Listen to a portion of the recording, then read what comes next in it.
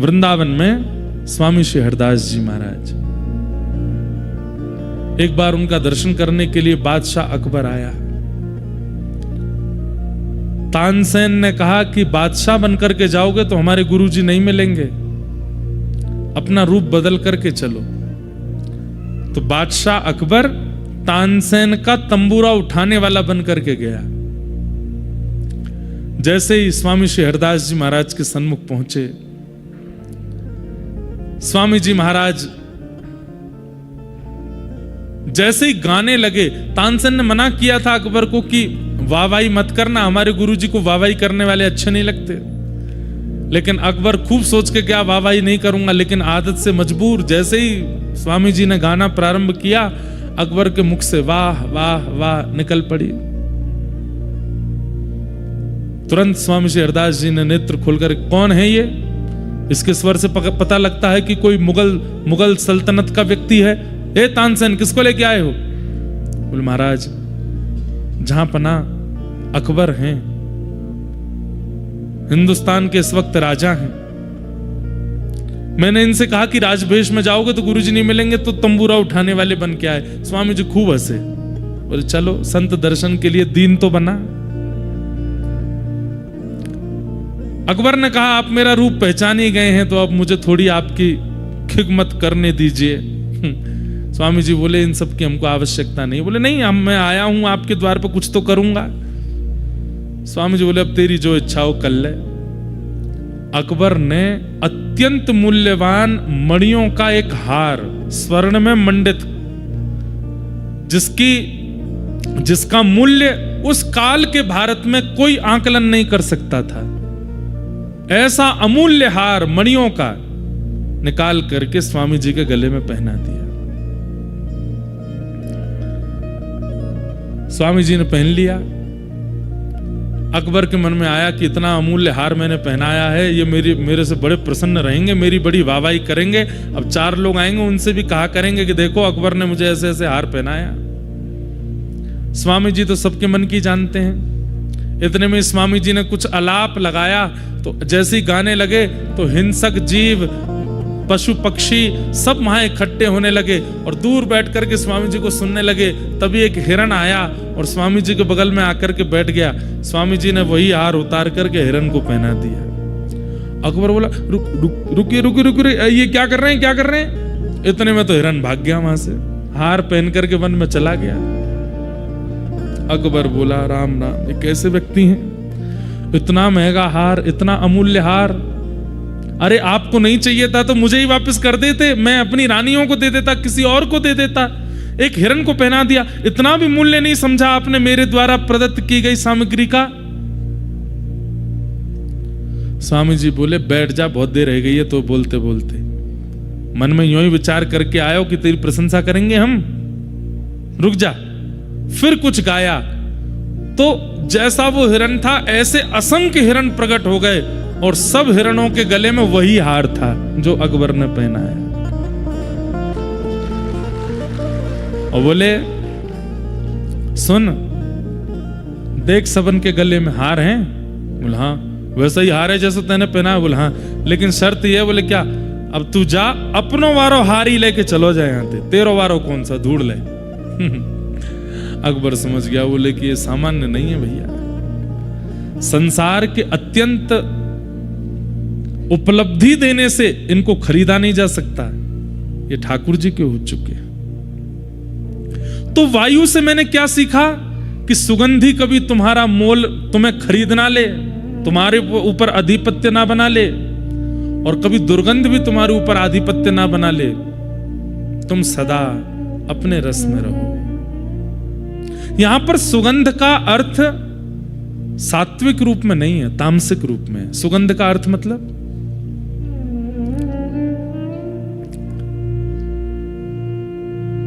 ऐसे जीव, ऐसे लोग जो आपको संसार के विषय कैसे प्राप्त होंगे वही मार्ग बताते हैं, वो सुगंध है। और दुर्गंध कौन? बोले पापी, दूषित कृत्य करने वाले लोग। इन दोनों को ही अपने चित्त पर आधिपत्य ना दिलाना, ये मैंने वायु से सीखा। वायु से मैंने ये सीखा, वायु से मैंने सीखा। वो पवित्र रहती है, वो कभी किसी को अपने ऊपर आधिपत्य नहीं करने देती। मैंने तीसरा गुरु किसको बनाया? मेरे तीसरे गुरु का नाम है आकाश। ये आकाश मेरे तीसरे गुरु हैं। और इनसे मैंने क्या सीखा? बोलिए, सब जगह विराजमान है। ऐसी दुनिया में कोई स्थिति नहीं है जहां आकाश ना हो। अरे तीनों लोगों में ऐसी कोई स्थिति नहीं है जहां पर आकाश ना हो। आकाश का मतलब क्या होता है पता है आपको? हम आप सब लोग इस पंडाल में बैठे हैं, आप और मेरे बीच में जो ये खाली है स्थान, ये भी आकाश है। आपके और ऊपर पंडाल के बीच में जो ये रिक्त स्थान है, यहां पर हाथ हिलाने पर जो हमें हवा का अनुभव हो रहा है, ये भी आकाश है। घड़ा है, घड़े को आपने बंद कर दिया, बंद करते उसके अंदर जो खालीपन भर गया है, वह भी आकाश है। घड़े को खोल दिया तो वो घटाकाश महाकाश में मिल गया। हम जिसको देखते हैं वो महाआकाश है। और ये जो हमारे चारों तरफ हमें अनुभव हो रहा है, जो रिक्त है, जहां कुछ नहीं है, ये आकाश ही है। आकाश से मैंने क्या सीखा? उनकी उपस्थिति हर जगह है। ऐसा कोई भी स्थान नहीं है जहां पर आकाश नहीं है। इनसे मैंने क्या सीखा? अपने आप को ऐसा बना लीजिए कि कैसी भी व्यवस्था, कैसी भी परिस्थिति, कैसी भी स्थिति आपके सामने आ जाए, आप वहां उपस्थित होने में बिल्कुल संकोच ना करें। ये मैंने आकाश से सीखा। वो सर्वव्यापी है। मैं भले ही तन से कहीं ना रहूं, पर मेरे द्वारा दिया गया ज्ञान 1000 लोग सुन के जाएं, और जहां मैं नहीं हूं वहां भी मेरी बात बता करके, मेरे वचन सुना करके किसी का जीवन उद्धारक कर रहे हूं। यह आकाश का स्वभाव है। ये मैंने आकाश से सीखा। दूसरा मैंने आकाश से क्या सीखा? वर्षा हो, आंधी आवे, ओले गिरें, धूप पड़े, ताप पड़े, चंद्रमा हो, सबसे पूरी दुनिया में तबाही हो सकती है। सबसे पूरी दुनिया की व्यवस्था अव्यवस्थित या व्यवस्थित हो सकती है। आकाश का कुछ नहीं बिगड़ता। सब है आकाश में ही, पर आकाश पर उसका कोई प्रभाव नहीं होता। आकाश अपने रूप में रहता है। वर्षा हो, आंधी हो, ताप हो, इनका किसी का भी असर आकाश पर नहीं होता है। 3 लक्षण सीखे मैंने। पहला लक्षण क्या सीखा? सर्वव्यापकता। दूसरा लक्षण क्या सीखा? किसी भी स्थिति से हृदय पर प्रभाव ना पड़ना। और तीसरा मैंने आकाश से क्या सीखा? ये मुझे सबसे अच्छा लगा। क्या? असीमितता। मेरी कोई सीमा नहीं है। असीमित। मैं असीमित हूं। मैंने आकाश से सीखा कि अपनी सीमा तय मत कर लीजिए कि बस यहीं तक जाना है। नहीं, असीमित रहिए। अभी हैदराबाद में मेरी कथा थी, भाग्यनगर में, तो वहां रामानुजाचार्य भगवान का एक सुंदर विग्रह बना है, statue of equality. Shri चिन्मयजीयर Swami ji महाराज ने वहां बनाया। उन्हीं चिन्मयजीयर स्वामी जी का स्थान है जहां मैं रुका हूं, उसके नीचे। वहां भी उन्होंने रामानुजाचार्य जी का एक स्वरूप निर्माण किया है। तो जब मैं दर्शन करने के लिए गया तो रामानुजाचार्य जी भगवान 108 फीट के हैं, बहुत ऊंचे हैं। 108 फीट है कि ज्यादा है? ज्यादा है। 275 फीट के हैं। तो स्वामी जी से जब मैं मिला तो मैंने उनसे एक बात पूछी, बहुत ध्यान से सुनिएगा। मैंने कहा, स्वामी जी, श्री रामानुजाचार्य जी, देखो ये विराजमान है आचार्य चरण रामानुजाचार्य जी, ऐसा ही स्वरूप है वहां, ये महाराज जी ने प्रदान किए।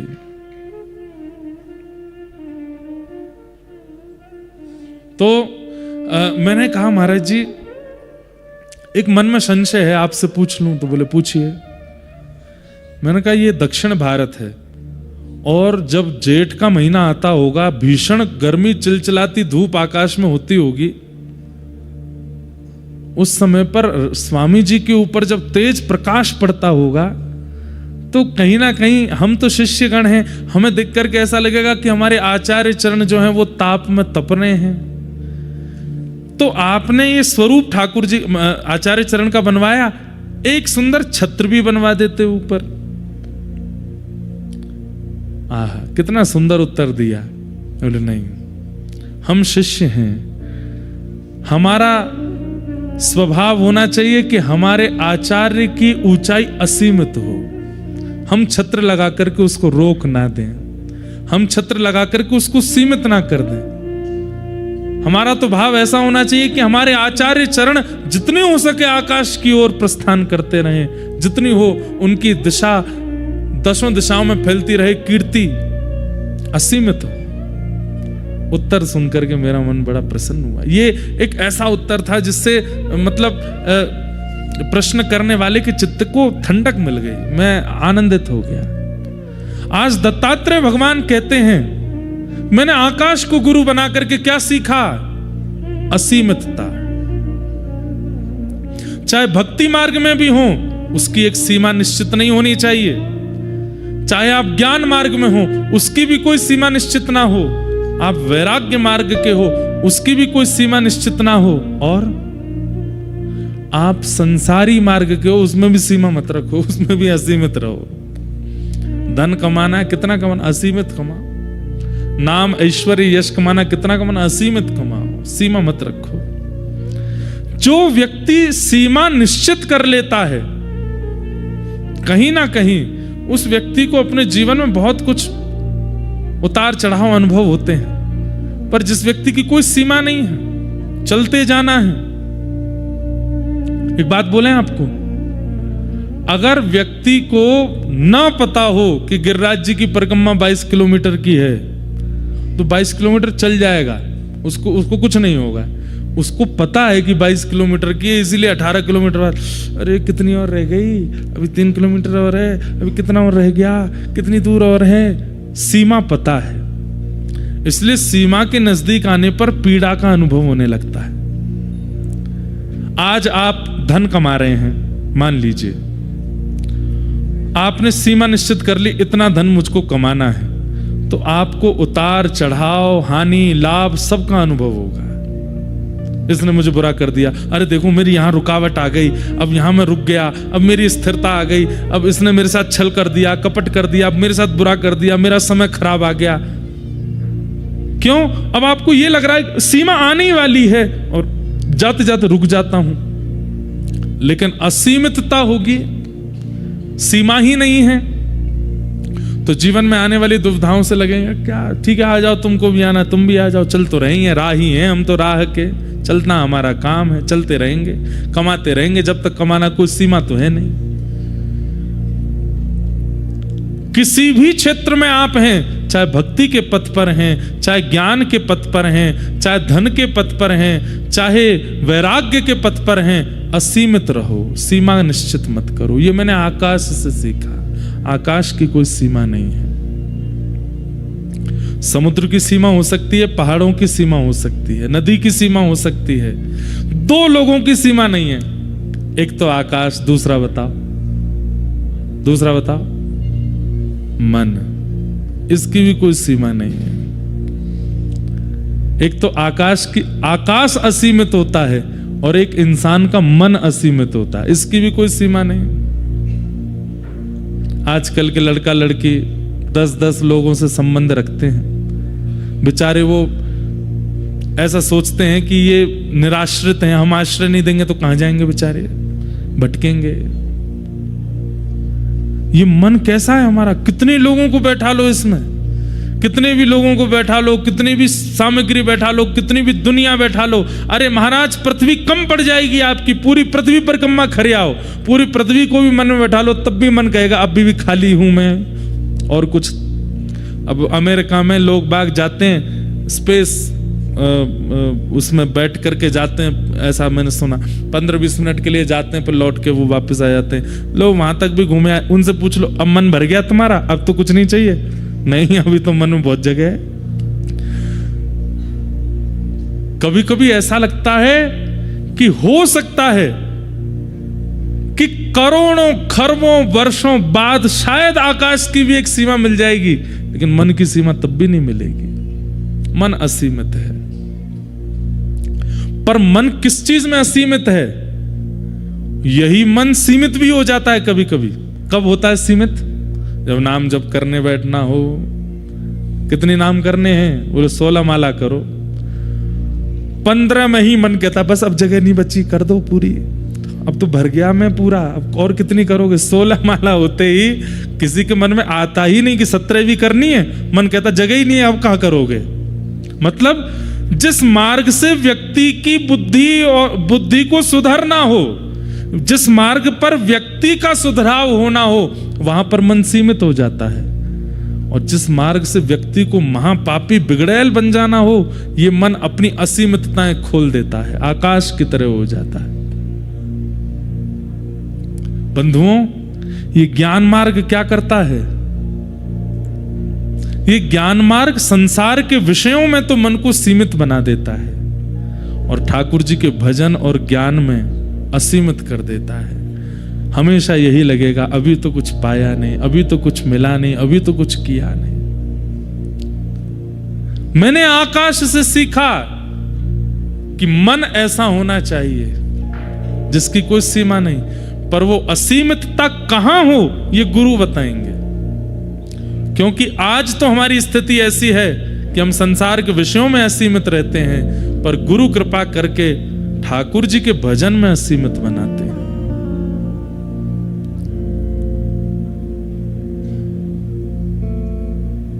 मैंने आकाश से असीमितता का लक्षण सीखा है। असीमित। अब मैंने अगला गुरु गिनते जाओ, कितने हो गए? 3 हो गए।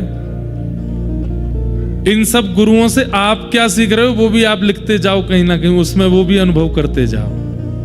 आप भी सोचिएगा आकाश में और क्या सीख रहे हैं हम, आकाश से और हमें क्या मिल रहा है, वायु से हमने और क्या सीखा, पृथ्वी से हमने और क्या सीखा। ये सब आप भी अनुभव करते रहिए। और क्या ऐसा है इनमें जो हमें सिखाता है? भगवान उद्धव को सुना रहे हैं और दत्तात्रेय यदु महाराज को सुना रहे हैं। मैंने अगला गुरु किसको बनाया? बोले मेरे चौथे गुरु का नाम है जल। क्या? जल। जल का लक्षण क्या है? जल का सबसे पहला लक्षण पवित्रता। जल पवित्र होता है। जल का, अच्छा देखो, कितना भी मैला जल क्यों ना हो, उसको रख दो थोड़ी देर रखने के बाद मैल नीचे आ जाएगा, जल अपनी पवित्रता को धारण कर ले। आप कहोगे महाराज जी नहीं, हमने तो खूब कीचड़ मिला दी, बैठ ही नहीं रही। अब जल खत्म हो गया, कीचड़ ज्यादा है, लेकिन जल अपने अस्तित्व में होगा तो कीचड़ को नीचे कर देगा, गंदगी को नीचे कर देगा। उसका स्वभाव है, वो अपवित्र रह ही नहीं सकता, वो सदा पवित्र रहता है। जल का स्वभाव है पवित्रता। चाहे कितने भी विषय जीवन में आ जाएं, आप कहते हैं बस थोड़ी देर का ध्यान करने दीजिए, उस विषय का त्याग तो मैं करता हूं। ये जल से मैंने सीखा कि वो अपने पवित्रता के लक्षण का त्याग नहीं करता। जल का दूसरा लक्षण मैंने क्या देखा? उसको कितना भी गर्म कर दो, कितना भी भयंकर गर्म कर दो, जैसे ही गर्म ताप से उसको दूर करोगे अपने आप ठंडा हो जाएगा। अच्छा, जल से मैंने क्या सीखा? गर्म करना पड़ता है, ठंडा करना नहीं पड़ता, ठंडा अपने आप हो जाता है। मतलब किसी के क्रोध से, किसी के युद्ध से, किसी के लड़ने से, किसी की बातों से सामने वाले को गर्म कर दिया जाता है। पर हम लोग ऐसे हैं कि ठंडा भी हमको कोई आगे करे तो ही होते हैं। कोई आकर के मनावे, फुसलावे, हाथ पांव जोड़े, क्षमा मांगे, चरण वरण पकड़े, थोड़ी बलैयां वलैयां ले ले, थोड़े मन वांछित की इच्छा पूरी कर दे, तब हम ठंडे होते हैं। पर मैंने जल से क्या सीखा? कि जल शीतल होता है, उसका स्वभाव शीतल है। उष्णता जल का स्वभाव नहीं है। गंगा जी में यहां उंगली डाल करके देखना, कल उंगली काय को डालो, सिर डाल के देखो, ऐसे जाना घाट पे, गंगा जी की लहर जा रही होगी, उसमें जरा सा मुंह बोर के देखना अपना, थोड़ी देर के लिए वैकुंठ के दर्शन होंगे आपको।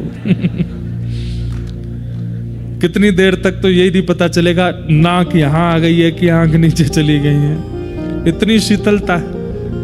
लेकिन इसी शीतलता का अनुभव आप ऋषिकेश में भी करोगे, हरिद्वार में भी करोगे, और आगे चलते चले जाओ, कानपुर पहुंच जाइएगा, काशी पहुंच जाइएगा, और आगे प्रयागराज पहुंच जाइएगा, और आगे चलते चले जाइए, गंगा सागर में भी जाकर के आप अनुभव कर सकते हैं कि जल शीतल ही है, क्योंकि जल का स्वभाव शीतल है। आप उसको गर्म करेंगे तो आपको पात्र में लेना पड़ेगा, साथ हीटर लगाना पड़ेगा, तब जाकर के ही वो उष्णता को प्राप्त होगा। मतलब हम आपको एक टास्क दे रहे हैं, चलो आज अभी कितने बज रहे हैं, 6:01 हो रहा है। कल शाम 6:01 तक ऐसे ही रहना है आपको, गुस्सा में मुंह बनाए रखो, क्रोध में ही रहो, किसी से सीधे मुंह बात मत करो, और बस गुस्से में ही रहो, चिल्लाते रहो, फटकारते रहो, इसी भाव में रहो। संभव है? नहीं, असंभव है, वह असंभवता है। लेकिन आपसे कह दिया जाए कल 6:02 तक प्रसन्न मुद्रा में रहो, मंद मंद मुस्काते रहो, यह संभव है। इसका मतलब क्या है? जो जल का स्वभाव है वही हमारे चित्त का स्वभाव है, उसमें कोई परिवर्तन नहीं है, एक स्थिति, एक रास्ता है। ये मैंने जल से सीखा। पधारे महाराज।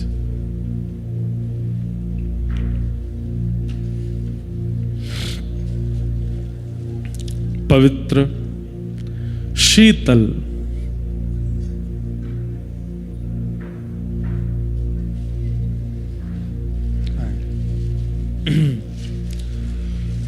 श्रीमन्नारायण